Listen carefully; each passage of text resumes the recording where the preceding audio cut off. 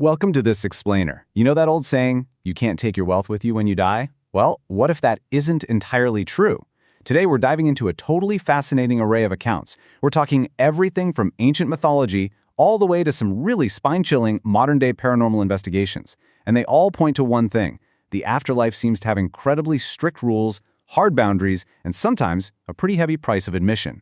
So, do you have to pay a toll tax even after death? I mean, it sounds completely absurd, right? But if you look at ancient beliefs, your journey into the great beyond definitely wasn't free.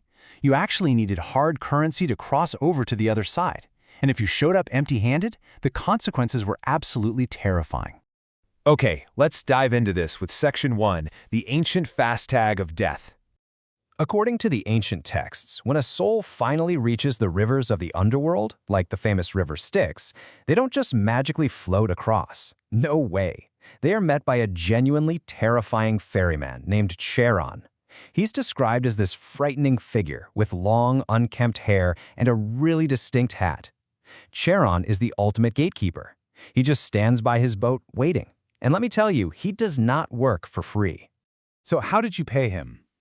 Well, when someone died, it was a totally crucial ritual for the family to place coins, which were known as obols, either resting on the eyes or tucked under the tongue of the deceased. Think of this ancient coin like a modern-day electronic toll tag, like a fast tag for the afterlife.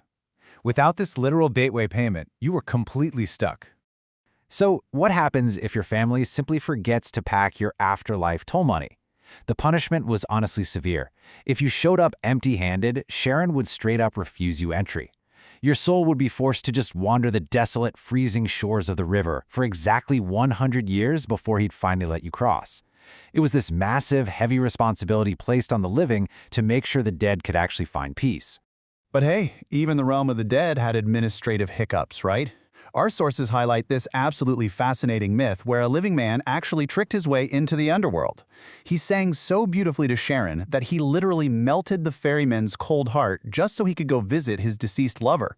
Well, the underworld god Hades was so furious at this massive breach of security that he suspended Charon for an entire year. This meant that for a whole year, all soul traffic was completely halted. Proof that even the afterlife makes mistakes. Moving on to Section 2, the cremation ground's terrifying mystery. Now, this case involves a man living a really chilling double life. By day, he's a completely normal, highly sensible moneylender. He sits with calculators, collects interest, and functions perfectly in normal society. But by night, his profound grief over the sudden death of his young wife completely transforms him. He actually starts throwing these horrific midnight parties at the local cremation ground, literally inviting villagers to celebrate his deceased wife's birthday right there among the burning bodies. His nightly routine was, well, it was horrific. He would sit by randomly burning pyres, completely convinced that the body burning was his deceased wife, and he'd affectionately call her Lotto. He'd bring her favorite foods like paneer, and even festive saris for holidays like Diwali. But the absolute most disturbing part, he would take the fresh ashes of completely unknown strangers, place them directly on his tongue, and swallow them, fully believing he was intimately connecting with his wife. So during an on-site investigation, things went from creepy to downright violent. The host of our source material was visiting the site, and a local guide playfully shouted out to the disturbed man, "He has come to meet your wife." Instantly, the man's entire demeanor snapped. Believing his wife was being actively threatened, he grabbed a heavy spade and violently chased the investigator through the pitch-black cremation ground. Spiritual healers tried to step in, but the whole daily haunting concluded in the most bizarre, unexpected way possible. The man just abruptly stopped his nightly visits. Why? Well, he found a deceased dog, brought it to the cremation pyre, and burned it. He then went back home claiming that he had finally officially freed his wife's soul. It really leaves us questioning the incredibly deep, sometimes dangerous psychological manifestations of grief versus what might actually be a supernatural occurrence. Now for Section 3, a politician's cursed family. This one involves a powerful former parliamentary speaker who reached out in absolute, utter desperation. I mean, despite his immense wealth and his fleet of luxury cars, his life was being completely destroyed by the ghost of his brother, Nawab Singh. Nawab had been murdered, he was poisoned by his own friends, and now his vengeful spirit was visibly terrorizing every single member of the family's massive household. And this wasn't just your standard bump in the night. This curse was systematically wiping out their entire bloodline. First, the family's highly successful rice mill factory just mysteriously failed and completely shut down. Then the youngest son started experiencing these intense, unexplainable urges to commit suicide. But worst of all, a dark curse settled over the home, physically preventing any woman in the family from getting pregnant. It was ensuring that this family's powerful legacy would just die out. Which brings us to Section 4, the ghost's own scary temple. Get this, the ghost of this murdered brother was so incredibly powerful and so terrifying that a literal stone statue of him was installed right next to a holy Hanuman temple. The supernatural presence demanded total dominance. Because of this, a bizarre and super strict local rule was established. Anyone visiting the temple absolutely must offer worship to the ghost first before they're even allowed to worship the actual gods. And the ghost's domain came with some incredibly strict rules. For starters, absolutely no red clothing is permitted anywhere on the premises. On top of that, no one is allowed to enter the area after 6 p.m. They actually padlock the gates. Why?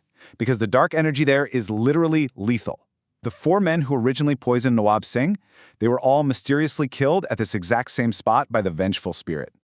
When the investigator from our source material actually visited this forbidden temple, the warnings proved to be incredibly real. Almost the second they entered, these sudden violent winds started whipping through the air out of nowhere.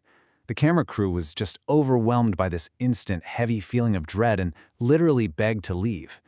And when the investigator tried to just wait it out in his car, he found his tires had been inexplicably and completely punctured, trapping him right there in the ghost's territory for the night. So, the crucial point is Section 5, exposing the real killer. To solve this, the family visited a powerful Guruji. In the exact moment the politician sat down, Guruji just grabbed his hand and delivered a heart-stopping twist. He didn't just confirm that the ghost was real, he exposed the true mastermind behind the entire murder. Reading the energy, Guruji just bluntly stated, the one who got him killed is his own son. The truth was absolutely devastating. This wasn't just some random act of violence by a group of friends. The politician's own son had secretly conspired with the uncle's friends back in August of 2014. And the motive? Just pure, unadulterated greed. The son orchestrated the poisoning to eliminate his uncle, making sure that he would eventually take full control of the massive family property and inheritance. The curse destroying the family was a direct result of this horrific, ultimate betrayal. With the truth finally out in the open, the intense process of breaking this curse could begin. It required a grueling 20 to 22-day spiritual intervention. It started with a really deep spiritual cleansing of all the family members, followed by highly specific peace prayers directed at the murdered brother to finally calm his vengeful spirit. Next, a protective shield or Raksha Kavach was applied to everyone. And finally, the massive house was mystically sealed to make sure that the dark energy could never return. So we've seen an ancient ferryman get suspended for a year, a grieving husband pulling living nightmares directly from the ashes, and a murdered soul literally tearing its own bloodline apart. It brings us back to a really chilling final thought.